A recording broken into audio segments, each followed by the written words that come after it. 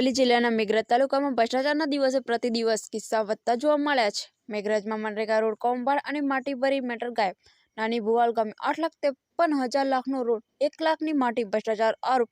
રાત્રિ દરમિયાન રોડ બનાવ્યો, જેસીબી ઓપરેટરે સામાન્ય નાગરિક નાથાભાઈને આપી ધમકી। મેઘરજ તાલુકામાં હંગામો, મનરેગા યોજના કૌભાંડ કોન્ટ્રાક્ટર પર ગંભીર આક્ષેપ, તંત્ર સૂત્રો મૌન।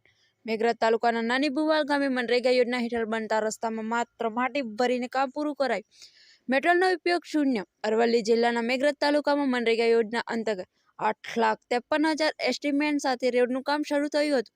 તપાસ જાણવા મળ્યું છે કે કામમાં માત્ર 1 લાખ મેટલનો સામાન વપરાયો છે અને બીજો કોઈ એક પણ રૂપિયો ખર્ચાયો નથી। આથી ભ્રષ્ટાચારનો ગંભીર આરોપ ઉભો। ગ્રામજનો આમ આદમી પાર્ટીને જાણ કરી આમ આદમી પાર્ટી કાર્યકર જયદીપસિંહ ચૌહાણ અને તેમની ટીમ નાની ભુવાલ ગામે પહોંચ્યા અને ગ્રામજનોને સમર્થન આપ્યું। આમ આદમી પાર્ટી અને ગ્રામજનો આગેવાનોની માંગ છે કે જવાબદાર તંત્ર તટસ્થ તપાસ કરી યોગ્ય કાર્યવાહી કરવી। રિપોર્ટર ડાયાભાઈ ડામોર। कॉन्ट्रैक्टर कौन है?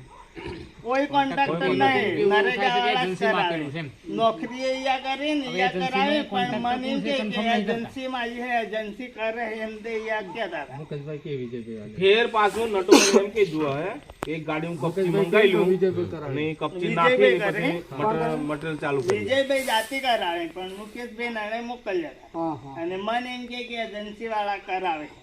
અમારે કઈ નહીં એજન્સી, અમે કે જે એજન્સી વાળાને હાથો માટી એકલી નાખીને પોળી કરવાની હે તો એ કોણે નહીં આવે एमएससी पोस्ट पर फरज बजावनी અને પાછા નરેગા યા જ વેસ વિજયભાઈ નોકરી કરી નરેગા ને યા કામ કરાવે તોય માટી એકલી નાખીને કામ પૂરું કર્યું અને એ પોતાના ગામમાં પોતાના ગામમાં આ તો ત્રીજો ચોથો તબક્કો છે।